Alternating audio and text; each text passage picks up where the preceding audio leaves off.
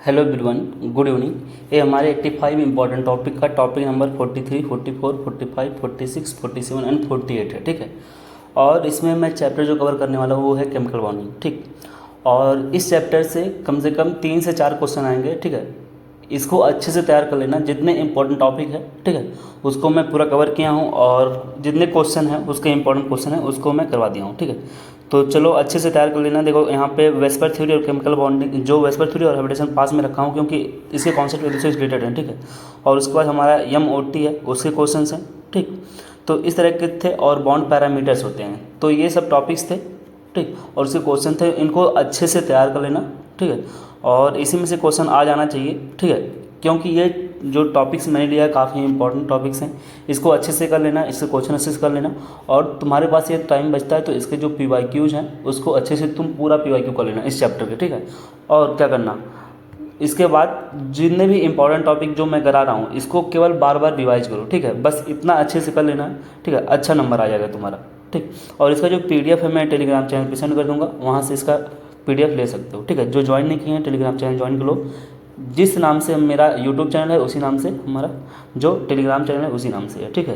तो इस नाम से सर्च कर लेना, मिल जाएगा। चलो शुरू करते हैं। पहला हमारा टॉपिक है ऑक्टेट रूल।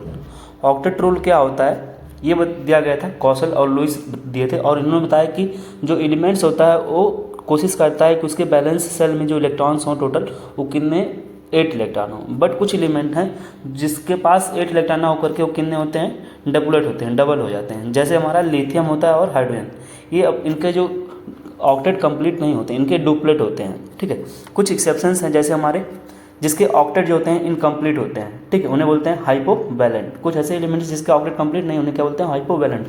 तो इसका एग्जांपल इससे पूछ लेता, बताओ इसमें से कौन सा है जो ऑक्टेट कंप्लीट नहीं है, जो हाइपोवैलेंट है। तो ये चेक कर लिया करो, गिन लिया करो टोटल बैलेंस इलेक्ट्रॉन। जैसे देखो BeCl2, तो बेरिलियम के जो बैलेंस सेल में भी 2 इलेक्ट्रॉन है और 2 क्लोरीन्स आ जाएंगे तो टोटल 4 इलेक्ट्रॉन हो जाएगा। ऐसे यहाँ पे भी 4 इलेक्ट्रॉन हो जाएगा। ऐसे एल्यूमिनियम क्लोराइड में देखो, एल्यूमिनियम के जो बैलेंस सेल है उसमें टोटल इलेक्ट्रॉन कितना है, 3 है, और 3 क्लोरीन से तो 6 इलेक्ट्रॉन हो जाएगा। ठीक है। कोई पूछे सुपर ऑक्टेट क्या होते हैं, मीन्स जिसके वैलेंस सेल में टोटल 10 इलेक्ट्रॉन हो। जैसे फास्फोरस देखो यहाँ पे है, इसके वैलेंस सेल में टोटल 5 इलेक्ट्रॉन थे। ठीक है।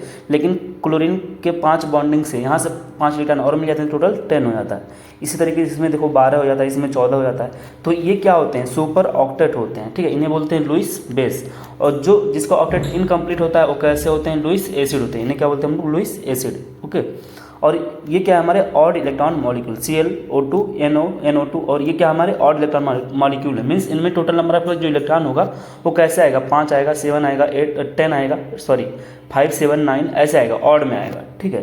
तो और ये कैसे होते हैं, जिसके पास ऑड इलेक्ट्रॉन होते हैं वो कैसे होते हैं, पैरामैग्नेटिक। जैसे ये देखो, ये नीट में एक क्वेश्चन आया था। ठीक है। और इसमें से पूछा था, इसमें से क्या पूछा, क्वेश्चन क्या है कि amongst the following the total number of species not having 8 electron around central atom in its outermost shell. ठीक है। तो देखो इसमें कौन सा हो सकता है, पूछा कि इसमें से कितने स्पीसीज हैं जिसके आउटर मोस्ट जो सेल है, मीन्स बैलेंस इलेक्ट्रॉन है, 8 नहीं है। तो देखो इसमें 8 नहीं है, इसमें भी 8 नहीं है। ठीक है। और इसमें भी 8 नहीं है, इसमें 8 से ज़्यादा है, इसमें दोनों में 8 से कम है। तो हमारे जो आंसर होना चाहिए कौन सा हो जाएगा, D हो जाएगा। ठीक है। देखो अगर तुमको ये केमिकल बॉन्डिंग डिटेल में पढ़ना है तो इतना टाइम भी नहीं कि तुम अब डिटेल में पढ़ो, लेकिन अगर तुम पढ़ना चाहते हो तो मैंने इनऑर्गेनिक कराया तो वहाँ से पूरा डिटेल में पढ़ लेना। इसमें मैं सिर्फ इंपॉर्टेंट टॉपिक ही करा रहा हूँ। ठीक है। अब मेरा जो नेक्स्ट टॉपिक है वो वेस्पर थ्योरी है। ठीक है। वेस्पर थ्योरी, देखो वेस्पर थ्योरी जो और हाइब्रिडेशन एक दूसरे से कनेक्टेड होते हैं। ठीक है। और दोनों चीज़ें जब आ जाती हैं तो एक क्वेश्चन हम लोग प्रॉपर कर पाते हैं। तो पहले इसको वेस्पर थ्योरी पढ़ लेते हैं, फिर हम लोग हाइब्रिडेशन कैसे निकालते हैं उसको पढ़ेंगे। ठीक है। फिर इसके क्वेश्चन करेंगे।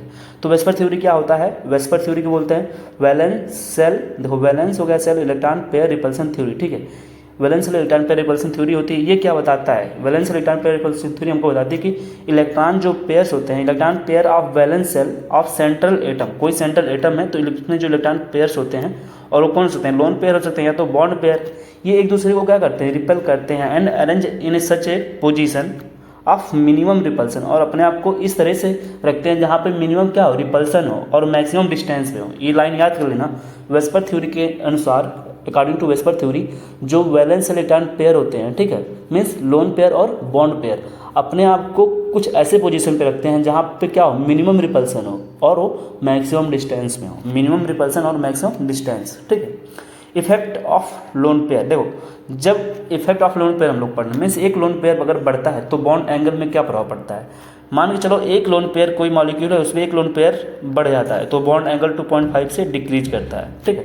जैसे ये देखो यहाँ पे हमारा मेथेन है, ये नाइट्रोजन है और ये हमारा H2O है। तो यहाँ पे देखो मेथेन में कोई लोन पेयर नहीं है, इसमें एक लोन पेयर, यहाँ पे दो लोन पेयर है। यहाँ पे एक लोन पेयर मेथेन से नाइट्रोजन पे गए, एक लोन पेयर बढ़ा है तो देखो बॉन्ड एंगल 109 से कितना हो गया, 107 डिग्री हो गया। और यहाँ से देखो नाइट्रोजन से अगर हम लोग ऑक्सीजन पे जा रहे हैं तो देखो यहाँ पे बॉन्ड एंगल कितना गया, 107 से 104 हो गया। तो देखो 2.5 के करीब में ये बॉन्ड एंगल घटता है, ठीक है। अगर मैं पूछूं बताओ जो मीथेन है इसमें किस टाइप के रिपल्सन हो रहे हैं, तो केवल देखो बॉन्ड पेयर टाइप के रिपल्सन हो गए, क्योंकि यहाँ पे सब बॉन्ड ही है तो बॉन्ड पेयर टाइप का रिपल्सन है, ठीक है। जबकि इस अमोनिया में देखो बॉन्ड पेयर के साथ तो रिपल्सन हो ही रहा है, लेकिन bond pair lone pair type का भी रिपल्सन है, ठीक है। जबकि H2O में किस टाइप का रिपल्सन है, पहले तो लोन पेयर टाइप का है, lone pair bond pair type का और बॉन्ड पेयर टाइप का है, ठीक है, तीनों टाइप का है। वही जो मैं अभी बोला हूँ कि एक लोन पेयर बढ़ने से 2.5 का बॉन्ड एंगल में डिक्रीमेंट होता है। ऑर्डर ऑफ रिपल्सन, देखो रिपल्सन सबसे ज़्यादा किस में होता है या बॉन्ड जो होते हैं किस में सबसे ज़्यादा दूर होंगे, जिसमें रिपल्सन जितना ज़्यादा होगा उतने ही बॉन्ड क्या होंगे, एक दूसरे से दूर होंगे। तो देखो रिपल्सन, ऑर्डर ऑफ रिपल्सन किस में होता है, लोन पेयर के बीच में सबसे ज़्यादा रिपल्सन होता है, फिर लोन पेयर, बॉन्ड पेयर, फिर बॉन्ड पेयर में सबसे कम होता है। इसी तरीके से मल्टीपल बॉन्ड के बीच में, मल्टीपल बॉन्ड सिंगल बॉन्ड के बीच में और सिंगल बॉन्ड के बीच में सबसे कम रिपल्सन होता है, ओके। देखो ऐसा क्यों होता है, बोल रहा है कि because lone pair occupied greater volume, ऐसा ये रिपल्सन इसलिए है क्योंकि जो हमारा लोन पेयर होता है उसकी वैल्यूम बहुत ज़्यादा होती है in space as compare to bond pair. ये लाइन याद कर लेना, अगर कोई पूछे बताओ कौन स्पेस ज़्यादा कवर करता है, लोन पेयर की बॉन्ड पेयर, तो लोन पेयर। कह रहे हैं कि position of multiple bond and lone pair, जो जैसे कोई मॉलिक्यूल है, ठीक है, उस मॉलिक्यूल में हम लोग लोन पेयर को या मल्टीपल बॉन्ड को कहाँ पे रखें, ठीक है, ये कैसे हम लोग डिसाइड करेंगे, तो ये डिपेंड करता है पहली बात तो हाइब्रिडाइजेशन क्या है, ठीक है, ये किस टाइप का हाइब्रिडाइजेशन है। देखो हाइब्रिडाइजेशन जो हम निकालेंगे अभी तो पता नहीं कैसे निकालोगे, ये मैं बताऊंगा अभी, ठीक है, इसलिए कॉन्सेप्ट एक साथ रखा हूँ। ये जो हाइब्रिडाइजेशन आ रहा है sp3d, ठीक है, तो वहाँ पे देखो जो लोन पेयर होगा या मल्टीपल बॉन्ड होगा उसको हम लोग रखते हैं एट इक्वाटोरियल पोजीशन। अब तुम लोग सोचोगे इक्वाटोरियल क्या होता है और एक्सियल क्या होता है, ठीक है, तो मैं ऐसे एक मॉलिक्यूल बना रहा हूँ यहाँ, ठीक है, और ये जो होते हैं, ये जो बनाया इसे बोलते हैं एक्सियल और इसे क्या बोलते हैं इक्वाटोरियल। ये तीन लाइन हमारे इक्वाटोरियल है और ये क्या है, एक्सियल है, ठीक है, तो इसको समझ लेना। तो बोल रहा है कि जब sp3 हाइब्रिडेशन कभी भी होगा, दिमाग में याद रख लो, sp3 हाइब्रिडेशन अगर होता है तो उसको हम कहाँ पे रखते हैं, एट इक्वाटोरियल पोजीशन पे रखते हैं, मीन्स इस पे और इस पे रखते हैं। जब sp3 हाइब्रिडेशन हो, लोन पेयर कहाँ पे रखेंगे, इस पोजीशन पे रखेंगे। जब हाइब्रिडेशन sp3d2 हो तो एट एक्सियल पोजीशन पे रखते हैं। जब हाइब्रिडेशन sp3d3 हो, ठीक है, पहले इक्वाटोरियल फिर एक्सियल, फिर बोला है कि ये d3 हो जाए तो एक लोन पेयर को इक्वाटोरियल पे रखते हैं, मीन्स यहाँ पे रख देंगे, ठीक है, और बाकी को हम लोग एक्सियल पे रख देते हैं। इसको अच्छे से तैयार कर लेना, ठीक है। प्लेनर मॉलिक्यूल कौन होते हैं, उनका एग्जांपल देखो, कौन प्लेनर मॉलिक्यूल, कोई अगर लीनियर है, एक लीनियर में से देखो प्लेन में तो एक ही प्लेन में तो है, कोई वी शेप्ड है मतलब ए भी प्लेन में है, सोचो ऐसे कोई है वी शेप्ड है, ठीक है, ए प्लेन में होते हैं। टी शेप्ड कोई है तो ए भी एक प्लेन में है, देखो टी कैसे होता है, ये हमारा टी है तो एक ही तो प्लेन में है ऐसे। कोई ट्राइगोनल प्लेनर है, कोई स्क्वायर प्लेनर है, तो ये सब होते हैं प्लेनर मॉलिक्यूल, ठीक है। बाकी जो होते हैं अनप्लेनर। अब होता है एक अनसिमेट्रिकल मॉलिक्यूल। अनसिमेट्रिकल मतलब क्या, कि जैसे कोई एक डंडा है, मान लो इसको हम लोग बराबर पार्ट में बांट ले रहे हैं, जिसे हम लोग क्या बोलते हैं, ये सिमेट्रिकल है, ठीक है। अनसिमेट्रिकल मीन्स क्या, जिसको हम लोग सिमेट्री में डिवाइड ना कर सकें, ठीक है। बोला कि when symmetrical molecule, unsymmetrical molecule किसे बोलोगे, अनसिमेट्रिकल ज्योमेट्री किसे बोलोगे। और ये अनसिमेट्रिकल ज्योमेट्री तभी आती है जब लोन पेयर प्रेजेंट हो जाता है, जब लोन पेयर प्रेजेंट हो या डिफरेंट टाइप के एटम्स हों, ठीक है। यदि कोई मॉलिक्यूल है, जैसे मैं बोलूँ मीथेन, देखो मीथेन में सब कैसे हैं, सब हाइड्रोजन है, ठीक है, तो ये सिमेट्रिकल मॉलिक्यूल होगा। CCl4 कैसा होगा, सिमेट्रिकल होगा, लेकिन CHCl3 कैसा होगा, ये अनसिमेट्रिकल हो गया। तो ये बोला कि when central atoms is bounded with different side atom then original bond angle will be disturb, this is known as unsymmetrical geometry. Unsymmetrical geometry वही होती है जब कोई सेंट्रल एटम है और उससे डिफरेंट टाइप के एटम्स अटैच हो जाते हैं, ठीक है। अब देखो हमारी कुछ मॉलिक्यूलर स्ट्रक्चर यहाँ पे दिया गया है, ठीक है, और उनकी ज्योमेट्री यहाँ पे देखो दिया गया है, कितना लोन पेयर है, ये सब चीज़ें बता रहा है। ये सब चीज़ें हमको याद नहीं करनी है, ठीक है, हमको केवल बस इतना याद करना है कि हाइब्रिडेशन क्या होगा तो कौन सा हमारा लीनियर ज्योमेट्री होगा, ठीक है। ये मत याद करना कितना लोन पेयर है तो हम क्या करें, ठीक है। ये चीज़ें अभी मैं बताऊंगा कैसे करना रहेगा, इसको छोड़ देना याद करने के लिए, इसको याद करना नहीं है, ठीक है। देखो बेंट रूल एक होता है, इसको तैयार कर लो। बेंट रूल क्या होता है, इसने क्या बताया था, बेंट रूल हम लोग केवल और केवल sp3d हाइब्रिडेशन के लिए पढ़ेंगे। बेंट रूल किस हाइब्रिडेशन के लिए पढ़ते हैं, sp3d हाइब्रिडेशन के लिए, ठीक है। इसमें क्या होता है, देखो पहले तो sp3d जो हाइब्रिडेशन है उसमें कौन कौन से ऑर्बिटल पार्टिसिपेट करते हैं। देखो एक s है ऑर्बिटल, ठीक है, 3p है, 3p में कौन होता है, px py pz होता है, ठीक है। और d कौन सा होता है, p dz स्क्वायर, ठीक है। यहाँ पे dz स्क्वायर लिखना चाहिए था, सॉरी थोड़ा सा गलत हो गया है, इसको सही कर लेना, dz स्क्वायर होता है, ठीक है। तो देखो इसमें कौन एक्सियल पे होता है, कौन इक्वाटोरियल पे होता है, इसको याद कर लेना। तो यस px py जो होते हैं ये इक्वाटोरियल पे होते हैं, बाकी ये जो दोनों हैं ये कहाँ पे होते हैं, एक्सियल पे होते हैं, ठीक है। बेंट रूल किसके लिए होता है ये तो बता ही दिया, किस हाइब्रिडेशन के लिए होता है। बोला है कि इसमें क्या होता है कि जो percentage character is more in equatorial plane, जो परसेंटेज करेक्टर होता है इक्वाटोरियल प्लेन पे बहुत ज़्यादा होता है, मीन्स यहाँ पे परसेंटेज करेक्टर ज़्यादा होगा, यहाँ पे होगा और यहाँ पे। तो परसेंटेज करेक्टर जहाँ पे ज़्यादा होता है उसकी इलेक्ट्रोनेगेटिविटी भी ज़्यादा होती है। परसेंटेज करेक्टर ज़्यादा, तो ये लाइन इंपॉर्टेंट है कि परसेंटेज करेक्टर ज़्यादा तो किसी की इलेक्ट्रोनेगेटिविटी भी बहुत ज़्यादा हो जाती है। जैसे देखो अभी यहाँ पे देखो ये ट्रिपल बॉन्ड है ना, तो ट्रिपल बॉन्ड जो होते हैं इनकी परसेंटेज करेक्टर बहुत ज़्यादा होता है, ठीक है। कैसे अभी मैं बताऊंगा। तो इसकी इलेक्ट्रोनेगेटिविटी भी बहुत ज़्यादा होती है, तो ये बोल रहा है कि परसेंटेज करेक्टर ज़्यादा तो इलेक्ट्रोनेगेटिविटी भी ज़्यादा, तो बॉन्ड लेंथ कम, और बॉन्ड लेंथ कम होगा तो बॉन्ड स्ट्रेंथ ज़्यादा हो जाता है। बॉन्ड लेंथ किसी का कम होता है, तो देखो यहाँ पे बॉन्ड लेंथ इसकी देखो कितनी है, इतना है, क्यों, क्योंकि यहाँ पे जो परसेंटेज करेक्टर है ना बहुत ज़्यादा होता है, और यहाँ पे परसेंटेज इससे थोड़ा कम, यहाँ पे सबसे कम है। तो परसेंटेज करेक्टर अगर कम होगा तो बॉन्ड लेंथ क्या हो जाएगा, ज़्यादा हो जाएगा। तो पहले इस इंपॉर्टेंट टॉपिक को ये तैयार कर लेना, ये जो मैं बताया हूँ, ठीक है। अभी कैसे होता है ये सब चीज़ें भी मैं पढ़ूंगा, मैं बताऊंगा, ठीक है। देखो हाइब्रिडेशन कैसे निकालते हैं, हाइब्रिडेशन किसी का हम लोग कैसे निकालते हैं इसको देख लेते हैं। पहले तो हाइब्रिडेशन जान लो, एक मनगढ़ंत कहानी है। हाइब्रिडेशन जो होता है एक हाइपोथेटिकल फिनोमेना है, ठीक है। हाइपोथेटिकल ये हम लोग को मतलब एक्सपेरिमेंट इसको वेरीफाई नहीं किया गया है। तो हाइब्रिडेशन जो होता है हाइपोथेटिकल है और ये एंडोथर्मिक प्रोसेस होता है, ठीक है। इसमें इंटरमिक्सिंग होती है किसकी, एटॉमिक ऑर्बिटल की। अब वो एटॉमिक ऑर्बिटल जो होते हैं वो कैसे हो सकते हैं, हाफ फील्ड भी हो सकते हैं, फुल फील्ड भी हो सकते हैं, ठीक है। याद कर लेना जो एटॉमिक ऑर्बिटल्स होते हैं, हाइब्रिडेशन में कौन पार्टिसिपेट करता है, एटॉमिक ऑर्बिटल। कोई पूछे इलेक्ट्रॉन पार्टिसिपेट करते हैं हाइब्रिडेशन में, नहीं, हाइब्रिडेशन में एटॉमिक ऑर्बिटल ही पार्टिसिपेट करते हैं। एटॉमिक ऑर्बिटल ये ध्यान में रखना, नॉट इलेक्ट्रॉन्स, ठीक है। और इसमें क्या होता है, कह रहा है कि अप्रॉक्सीमेटली सेम शेप के और सेम एनर्जी के ऑर्बिटल्स एक दूसरे में इंटरमिक्सिंग होती है और इक्वल एनर्जी के एटॉमिक ऑर्बिटल हम लोग देते हैं, ठीक है। ओनली एटॉमिक ऑर्बिटल जो होते हैं पार्टिसिपेट करते हैं, मीन्स वो वैकेंट भी हो सकते हैं, कंप्लीट भी हो सकते हैं, इनकम्प्लीट भी हो सकते हैं, पार्शियल कंप्लीट हो सकते हैं, ठीक है। इन हाइब्रिडेशन इलेक्ट्रॉन पार्टिसिपेट नहीं करते हैं। तो बोल रहा है कि नंबर ऑफ हाइब्रिड ऑर्बिटल कितने बनेंगे, कितना एटॉमिक ऑर्बिटल जो होते हैं वो मिक्स हुए हैं उतना ही हाइब्रिड ऑर्बिटल बनेगा, ठीक है। देखो हाइब्रिडेशन निकालने का ये कई तरीका होता है, ठीक है, लेकिन जो मैं ज़्यादा यूज करता हूँ बस इस वाले फार्मूलों को यूज करता हूँ। तुम भी इस फार्मूले को यूज करो, ठीक है, इजीली निकल जाता है, ठीक है। मोस्टली जो कंपाउंड है उनका निकल जाएगा, ठीक है। देखो जो हमारा ऑर्गेनिक कंपाउंड है उसमें हाइब्रिडेशन निकालने के लिए हम लोग निकालते हैं, ठीक है। ये कंपाउंड जहाँ पे हमारा ऑर्गेनिक होगा, जैसे hybridisation is equal to number of क्या, सिग्मा बॉन्ड। अभी जब कल ऑर्गेनिक में पढ़ाया था, इससे पहले वाली वीडियो में उसमें बताया था, और वहाँ पे नंबर ऑफ लोन पेयर भी होता है, ठीक है। लेकिन ऑर्गेनिक कंपाउंड में कहीं पे लोन पेयर मोस्टली बहुत कम मिलता है, इसलिए मैं लिया नहीं था, ठीक है, उसको छोड़ दिया था। देखो number of lone pair organic compound में उसी को बताया था, लेते हैं हम लोग हाइब्रिडेशन में काउंट करते हैं, उसी को काउंट करेंगे जो रिजोनेंस में पार्टिसिपेट नहीं कर रहा है, ठीक है। मोस्टली देखोगे कि जो लोन पेयर होगा रिजोनेंस में पार्टिसिपेट कर जाता है और वो हाइब्रिडेशन में पार्टिसिपेट नहीं करता। लेकिन हमारा मेन फार्मूला यही होता है, hybridisation is equal to number of sigma bond plus number of lone pair, okay. देखो हाइब्रिडेशन कैसे निकालते हैं, लिखोगे हाफ, ये एक फार्मूला हो गया, ठीक है। मेन फार्मूला कौन होगा हमारा हाइब्रिडेशन निकालने का, हाफ लिखोगे, ठीक है। ब्रैकेट में वी क्या है, वैलेंस इलेक्ट्रॉन होता है, वैलेंस इलेक्ट्रॉन। एम क्या है, मोनो बैलेंट, कितने मोनो बैलेंट एटम है, माइनस कैटायन, कितने कैटायन है, और प्लस एनायन। देखो जो निगेटिव चार्ज जितने होंगे, निगेटिव चार्ज को हम लोग ऐड करते हैं, ये ध्यान रखना उल्टा होता है, यहाँ पे जितने निगेटिव होते हैं उसको ऐड करेंगे चार्ज को, और जितना प्लस होगा उसको घटा देते हैं, ठीक है। ये चीज़ें वहीं पे लिखा हुआ है।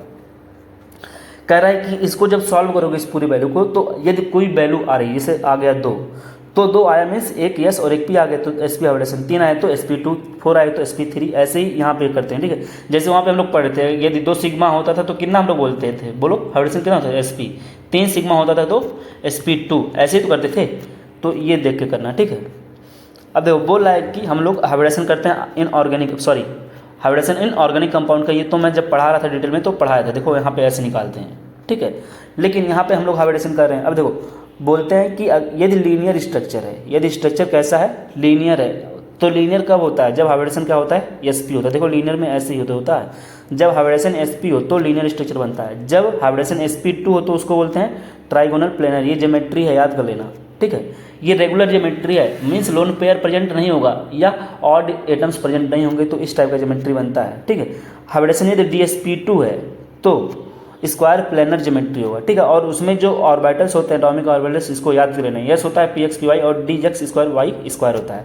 इसी तरीके से sp3d के लिए देख लेना, ठीक है। sp3d के लिए देखो क्या होता है, टेट्राहेड्रल होता है। और d2sp3 के लिए क्या होते हैं, d2sp3 के लिए होता है ट्राइगोनल बाइपिरामिडल, और d2sp3 के लिए क्या होता है हमारा ऑक्टाहेड्रल होता है, या sp3 इसी बोलते हैं sp3d2 ऑक्टाहेड्रल होता है, ठीक है। इसको अच्छे से तैयार करें। देखो वही यहाँ पे भी वही सब लिखा हुआ है जो वहाँ पे मैं बता रहा था। लीनियर कब होता है, sp जब हाइब्रिडेशन होगा, ठीक है। ट्राइगोनल प्लेनर कब होगा, जब sp2 होगा। और टेट्राहेड्रल इसे बोलते हैं sp3 के लिए। ट्राइगोनल बाइपिरामिडल क्या है, sp3d। और ये बता रहा है कि कौन पार्टिसिपेट कहाँ पे होगा, कौन एक्सियल पे होगा, कौन इक्वाटोरियल पे होगा। इसको अच्छे से तैयार कर लेना, ठीक है। इसमें कुछ समझने वाली चीज़ें नहीं है, ये याद ही करने वाली हैं। हाइब्रिडेशन कैसे निकालते हैं अभी हम लोग क्वेश्चन से समझ लेंगे कैसे करते हैं। देखो आता है आइसो इलेक्ट्रॉनिक स्पीसीज किसे बोलते हैं, ऐसी स्पीसीज जिसके पास same number of electron, species having same number of electron को बोलते हैं isoelectronic species. Isoelectronic species are those which have same number of electron, okay.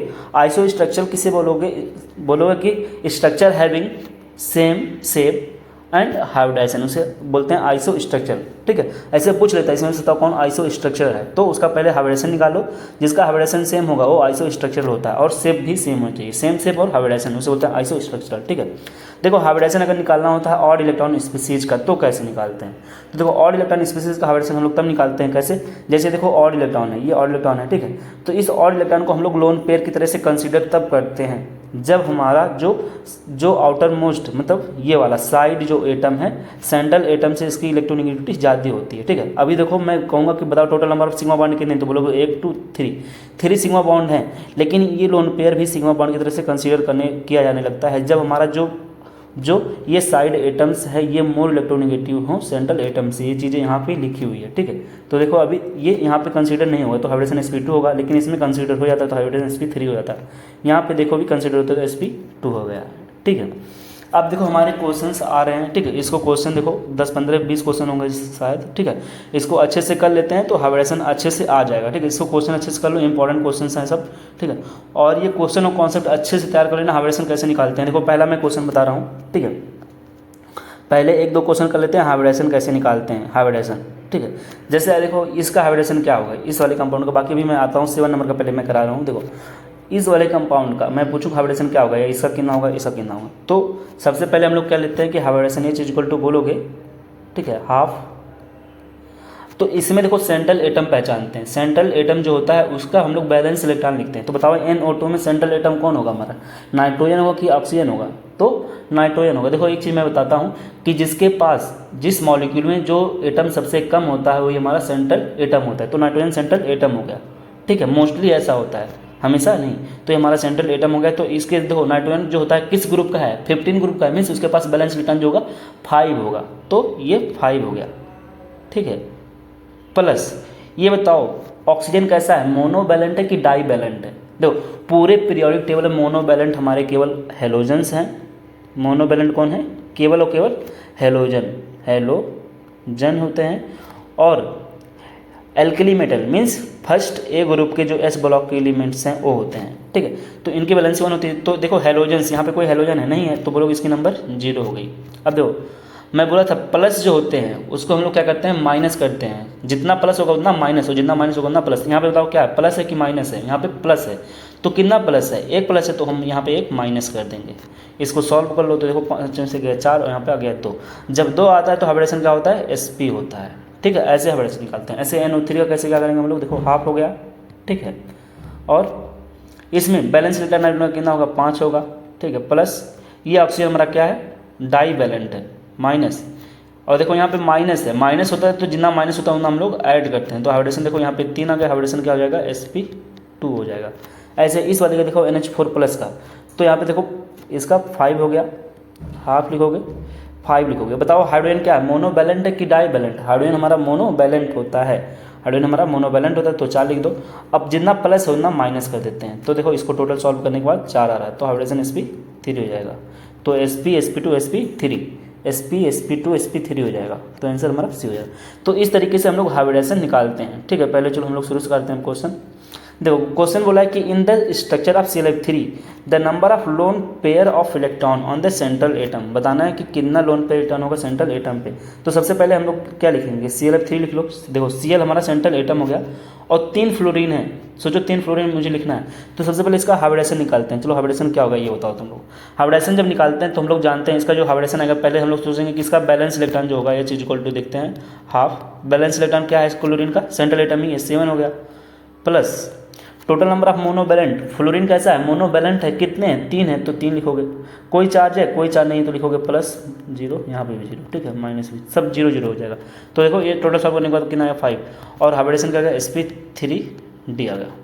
हम लोग पढ़े थे जब हाइब्रिडेशन sp3d होता है तो लोन पेयर जो होते हैं कहाँ पे होते हैं, जब हाइब्रिडेशन sp3 होता है तो लोन पेयर को हम लोग कहाँ पे रखते थे, एक्सियल में रखते थे ना। यहाँ पे देखो अभी कहाँ पे हम लोग पढ़ के आए हैं, जब हाइब्रिडेशन हम लोग पढ़े थे sp3d है तो सॉरी जब हाइब्रिडेशन sp3 होता है तो लोन पेयर को कहाँ पे रखते हैं, इक्वाटोरियल पोजीशन पे। तो हमारे जो लोन पेयर होंगे वो कहाँ पे होंगे, इक्वाटोरियल पोजीशन पे। देखो इसका स्ट्रक्चर अगर मुझे बनाना हो तो देखो ये क्लोरीन हो गया, और sp3d हाइब्रिडेशन का देखो स्ट्रक्चर कैसे बनता है, sp3 हाइब्रिडेशन का स्ट्रक्चर देखो कैसे बनता था, अभी यहाँ पे देखो इसीलिए मैं बनाया। देखो ये हमारा sp3 हाइब्रिडेशन है sp3d, तो इसका देखो इस तरीके से स्ट्रक्चर कुछ बनेगा। अब इसको मुझे बनाने के लिए मैं ऐसे यहाँ पे लिखूँगा कि ऐसे बना दो 1 2, यहाँ पे देखो ऐसे ही बनाओ ना।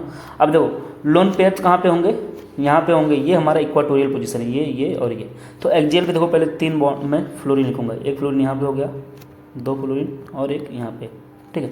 अब इसके पास फ्लोरीन के पास टोटल 7 इलेक्ट्रॉन थे, तो देखो 3 तो यहाँ पे यूज हो गए, तो 2 यहाँ पे हो जाएंगे, 2 यहाँ पे हो जाएंगे, 4 3 7। तो दो लोन पेयर है, number of the lone pair of electrons कितने हैं, 2 लोन पेयर हैं। पूछा होता कितने इलेक्ट्रॉन्स हैं टोटल, तो 4 इलेक्ट्रॉन हैं, लेकिन लोन पेयर कितने हैं 2 ही हैं, तो आंसर 2 हो जाएगा, ठीक है। ये क्वेश्चन आया था 2016 में, पूछा था बताओ कि इसमें से कौन सा ऑर्डर सही है। तभी हम लोग पढ़ के आए हैं कि जो लोन पेयर रिपल्सन होता है वो सबसे ज़्यादा होता है, फिर लोन पेयर बॉन्ड पेयर, फिर बॉन्ड पेयर के बीच में रिपल्सन होता है। तो आंसर जो हमारा हो जाना चाहिए वो कौन सा होगा, सी, ठीक है। ये क्वेश्चन है कि Among Us the following which one will have the maximum lone pair electron repulsion, बताओ किसमें लोन पेयर के बीच में रिपल्सन सबसे ज़्यादा होगा। तो जहाँ पे सबसे ज़्यादा लोन पेयर होगा वहाँ पे लोन पेयर रिपल्सन सबसे ज़्यादा होगा। बताओ इसके पास टोटल कितना लोन पेयर होगा, हमारा देखो क्लोरीन बैलेंस इलेक्ट्रॉन कितना होता है 7 होता है, और यहाँ से 3 से बॉन्डिंग कर लिया 3 फ्लोरीन से, तो इसके पास टोटल अब कितना बचा 4, 3 इलेक्ट्रॉन तो इधर चले गए फ्लोरीन के साथ, ठीक है, क्योंकि 3 फ्लोरीन थे। अब इसके पास 4 है, मीन्स 2 लोन पेयर हैं, 2 LP है। इसी तरीके से देखो इसके पास देखो टोटल 7 हैं, आयोडीन के पास 5 तो चले गए फ्लोरीन के साथ बॉन्डिंग में, तो 1 लोन पेयर इसके पास बचा, 1 LP बचा। इसके पास देखो 6 होते हैं सल्फर के पास, 4 बॉन्डिंग में चला गया तो 1 लोन पेयर बचा। जबकि जोनॉन के पास टोटल 8 हैं, 2 बॉन्डिंग में इलेक्ट्रॉन के टोटल 6 इलेक्ट्रॉन बचे हैं। 6 इलेक्ट्रॉन मीन्स क्या 3 लोन पेयर, तो सबसे ज़्यादा लोन पेयर रिपल्सन कहाँ पे होगा, इस वाले में होगा, ठीक है। ऐसे नेक्स्ट क्वेश्चन में देखते हैं कि in which of the following molecule all the bonds are not equal, कौन से ऐसे हैं जिसमें सभी बॉन्ड्स इक्वल नहीं है। तो सोचो ये क्या सभी बॉन्ड इक्वल हैं, NF3 में या ClF3 में, BF3 में, ठीक है। तो सबसे पहले हम लोग देखेंगे किसका रेगुलर ज्योमेट्री नहीं है, ठीक है। तो देखो एल्युमिनियम का फ्लोराइड है, कोई लोन पेयर है नहीं है, ठीक है। ये देखो पूछ रहा है कि किसके in which of the following molecule all the bonds are not equal. तो सबसे पहले चेक करेंगे किसमें हाइब्रिडेशन sp3d आ रहा हो, ठीक है। तो इसी में देखो ये क्या हाइब्रिडेशन, इसका हाइब्रिडेशन बताओ कितना होगा नाइट्रोजन का, तो ये बताओ पहले बैलेंस इलेक्ट्रॉन कितना होता है 5 होता है, और 3 क्या है मोनोवैलेंट है, और कोई चार्ज तो है नहीं, तो हाइब्रिडेशन क्या आ जाएगा टोटल 4 आया, मीन्स sp3 आ गया इसका हाइब्रिडेशन sp3, ठीक है। इसका देखो 7 3 10, 2 से डिवाइड करोगे तो 5 आएगा, 5 आएगा मीन्स sp3d। तुम लोग सोच रहे हो मैं कैसे इतना जल्दी कर रहा हूँ, देखो ये सब प्रैक्टिस से ही होगा, जैसे मैं कर रहा था ऐसे ही करना है, बस जल्दी जल्दी मन में अब करना होता है, ठीक है। और ये प्रैक्टिस से ही होगा, जितना क्वेश्चन लगाओगे ना उतना ही सही जल्दी करते जाओगे। ये देखो 3 3 6 हो गया, ठीक है, कोई बैलेंस इलेक्ट्रॉन कोई चार्ज नहीं है, तो 6 को 2 से डिवाइड करोगे तो कितना आ जाएगा 3, तो sp2 हो गया, और ऐसे ही 3 3 6 हो गया sp2। तो हाइब्रिडेशन देखो sp3d है, तो इसमें 2 टाइप के होते हैं, एक्सियल और इक्वाटोरियल, अभी हम लोग पढ़े ही हैं। तो जो एक्सियल होता है मीन्स ये वाली जो बॉन्ड होती है ना, ये वाली मान लो यहाँ पे कौन सी है क्लोरीन है, तो ये हमारा एक्जियल होते हैं, और एक्जियल की जो बॉन्ड लेंथ होती है देखो कितनी है, किसकी ज़्यादा है, एक्जियल की ज़्यादा होती है। तो ये हमारे एक्जियल की जो बॉन्ड लेंथ होती है वो ज़्यादा होती है। तो देखो डिफरेंट डिफरेंट टाइप के बॉन्ड है, नॉट इक्वल बॉन्ड है, ठीक है। Which of the following pair of compound is iso electronic and iso structure. अभी हम लोग पढ़े थे आइसो इलेक्ट्रॉनिक और आइसो स्ट्रक्चर किसे बोलते हैं, जिसका हाइब्रिडाइजेशन और शेप क्या हो जाए, सेम हो जाए। पहले तो आइसो इलेक्ट्रॉनिक मीन्स क्या है, टोटल जो वैलेंस इलेक्ट्रॉन होते हैं वो सेम हो जाए, ठीक है। और आइसो स्ट्रक्चर मीन्स क्या होते हैं, जिसका हाइब्रिडाइजेशन और शेप क्या हो जाए, सेम हो जाए। तो इसको पहले चेक कर लेते हैं, TeI2 और XeF2 को देखो, ये ऑक्सीजन फैमिली का है, टेल्यूरियम। ऑक्सीजन फैमिली का बैलेंस में इलेक्ट्रॉन कितना 6 होगा, 6 और 2 8, मीन्स हाइब्रिडेशन क्या आ गया, sp3 आ गया, ठीक है। इसका देखो 8 2 10 हो गया, तो ये गलत हो गया। इस पर इसका कितना आया था, देखो इसका जो आया है अभी sp3 आया है, ठीक है। और इसका कितना आ रहा है sp3, ठीक है, d आ रहा है, तो ये होगा नहीं, हाइब्रिडेशन से नहीं आया। ऐसे देखो 7 2 9 1 10 और 10, इसका भी मतलब दोनों का आ रहा है sp3 d आ रहा है। इसमें देख लेते हैं 7 3 10 और 7, और ये हो गया 8 2 10, इसमें भी हाइब्रिडेशन सेम आ रहा है sp3d। यहाँ पे देखते हैं 2 2 4 हो गया, ठीक है। यहाँ पे देखो BeCl2 का, यहाँ पे इस दोनों का हाइब्रिडेशन सेम आ रहा है। ऐसे इसमें पूछे हैं कि इसमें देखते हैं, तो यहाँ पे देखो बैलेंस इलेक्ट्रॉन 2 हो गया, 2 4, ठीक है। 4 आ रहा है मीन्स हाइब्रिडेशन क्या आएगा हमारा, sp आ गया, ठीक है। और यहाँ पे देखो हाइब्रिडेशन क्या आएगा, XeF2 है, तो 8 2 10, हाइब्रिडेशन sp3d आ रहा है, तो ये वाला तो नहीं होगा। अब देखो टोटल बैलेंस इलेक्ट्रॉन हम लोग चेक कर लेते हैं। टोटल बैलेंस इलेक्ट्रॉन अगर हम लोग चेक करना चाहें तो किसका सेम हो सकता है, क्या इस वाले का सेम हो सकता है टोटल इलेक्ट्रॉन, सोचो यहाँ पे टोटल इलेक्ट्रॉन अगर चेक करना हो तो इस वाले में देखो बहुत ज़्यादा इलेक्ट्रॉन है इसके कंपेयर में। यहाँ पे देखो आयोडीन है, आयोडीन के बाद जेनॉन ही आता है, आयोडीन के बाद तो जेनॉन आ गया, ठीक है। तो लगभग तो ये एक इलेक्ट्रॉन के यहाँ पे डिफरेंस है, तो ये माइनस बराबर कर देगा। लेकिन यहाँ पे Br2 यहाँ पे F2 है, तो बैलेंस नहीं हो पाएगा। लेकिन यहाँ पे देखो आयोडीन है और जेनॉन है, ठीक है, ये तो बराबर है। और यहाँ पे हमारा F3 है और यहाँ पे F2 है, ठीक है। तो ये बैलेंस थोड़ा सा हो सकता है, ठीक है, ये वाला। तो आंसर जो हो जाना चाहिए इसका, ठीक है, इस वाले का IF3 का और XeF2 का, तो कौन सा हो जाना चाहिए, मुझे जो लगता है ये वाला आंसर ये हो जाएगा। तुम लोग इसका कमेंट करना, ठीक है। थोड़ा सा डाउट है, इसको तुम लोग देख लेना इसका आंसर, ठीक है। मेरे पास आंसर आज है नहीं, तो इसका आंसर तुम लोग देख लेना। ये इसका आंसर सी वाला होना चाहिए। और देखो कब आया, 2017 में आया, 2017 में आया, ठीक है। इसका आंसर तुम लोग कमेंट करना, ठीक है। इसका जो भी होगा एक बार मैं देख लूँगा, मुझे खुद डाउट है क्योंकि थोड़ा सा, ठीक है। इसका आंसर लेकिन मुझे सी ही लग रहा है, ठीक। पूछा था कि आइसो इलेक्ट्रॉनिक, ये आइसो इलेक्ट्रॉनिक वाला चीज़ फंसा रहा है यहाँ पे, ठीक। आइसो इलेक्ट्रॉनिक में ये लग रहा है कि ये 7 3 10 हो गया, इसका भी 8 2 10 हो रहा है, तो ये इसका एक बार देख लेना तुम लोग, ठीक। नेक्स्ट वाले टॉपिक बढ़ते हैं 7 पे। क्वेश्चन है कि hybridisation of atomic orbital of nitrogen in NO2 plus NO3 minus and NH4 plus respectively are.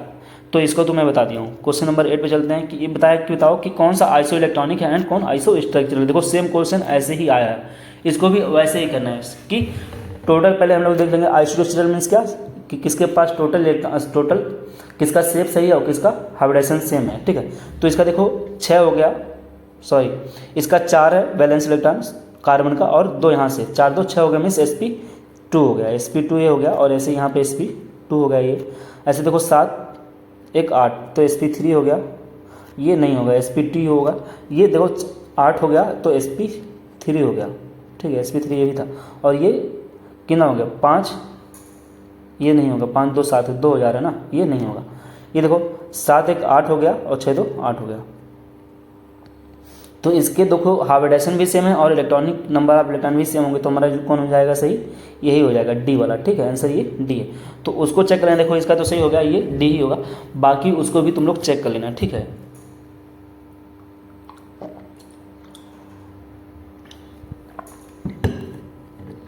चलो 9th नंबर का क्वेश्चन देखते हैं हम लोग। 9th नंबर का क्वेश्चन क्या हमारा, the correct geometry and hybridisation bar for XeF4। इसमें हमको बताना है कि किसकी हाइब्रिडेशन और ज्योमेट्री सही है, ठीक है। तो देखो XeF4 के लिए हम लोग जानते हैं, बताओ तो इसका पहले हाइब्रिडेशन क्या होगा XeF4 का। तो इसका जो हाइब्रिडेशन देखो टोटल बैलेंस इलेक्ट्रॉन कितना हो गया 8 हो गया, ठीक है, +4 है और अपन 2 करना है, कोई प्लस माइनस हुआ नहीं, तो क्या आ गया sp3d2 आ गया, ठीक है। sp3d2 आ रहा है, तो sp3d2 में ये भी सही हो सकता है और ये भी सही हो सकता है, ठीक है। बट अब बताओ इसकी जो ज्योमेट्री होनी चाहिए ऑक्टाहेड्रल होनी चाहिए कि स्क्वायर प्लेनर होनी चाहिए, ठीक है। तो देखो यहाँ पे ज्योमेट्री बोला है, तो अब इसकी ज्योमेट्री बोला है, ठीक है, तो ये कौन सा सही होना चाहिए। तो इसका अगर हम लोग बनाएं, देखो एक्स ई एफ 4 है, ठीक है, यहाँ पे एक एफ हो गया और यहाँ पे एफ हो गया, ठीक है। तो यदि इसका शेप पूछा होता, इसका शेप देखो कैसा आ रहा है, इसका शेप आ रहा है स्क्वायर प्लेनर, ठीक है, लेकिन ज्योमेट्री की बात कर रहा है तो हमारा कौन सा ज्योमेट्री हो जाएगा, ऑक्टाहेड्रल हो जाएगा। तो इसका आंसर कौन सा हो जाएगा, 9th का ए हो जाएगा, ठीक है। अगर शेप पूछा होता तो क्या बोलते, स्क्वायर प्लेनर होगा, ठीक है। ये क्वेश्चन है कि बताओ which one is a wrong statement, इसमें से कौन सा एक रॉन्ग स्टेटमेंट है। तो कैसे पहचानोगे कौन सा रॉन्ग है। तो बोला है यहाँ पे PF5 and BICL5 do not exist, कह रहा है कि ये PF5 एंड BICL5 एग्जिस्ट नहीं करते हैं। P pi D pi bonds are present in SO2। इसी तरह पूछ रहा है SEF4 and CH4 have same shape और I3 have a bent geometry, ठीक है। याद कर लेना जो I3 प्लस होता है इसके पास बेंट ज्योमेट्री होती है और माइनस वाले के पास लीनियर ज्योमेट्री होती है, ठीक है। उसको अच्छे से तैयार कर लेने से डायरेक्ट कर सकते हो, नहीं तो वहाँ पे निकालना तुमको पड़ेगा, ठीक है। और कैसे निकाला जाता है हाइब्रिडेशन, जैसे मैं निकाला हूँ वैसे ही निकालोगे, ठीक है। तो I3 का कैसा होता है, बेंट होता है, और I3 माइनस का क्या होता है, लीनियर होता है। रॉन्ग स्टेटमेंट बतानी है हमको, तो इसको देखते हैं। कह रहा है कि PH5 and BICL5 do not exist, ये सही है, ये भी सही है। ये P pi D pi bonds are present in SO2, तो ये भी सही है। ये देखते हैं, कह रहा है कि SEF4 देखो ये किस फैमिली का है, ये किस फैमिली का है, सिलिकॉन, ये ऑक्सीजन की फैमिली का। तो 6 4 10 हो जा रहा है और ये 4 4 8 मीन्स इसका हाइब्रिडेशन कितना आ रहा है, sp3d आ रहा है और इसका कितना आ रहा है, sp3 आ रहा है।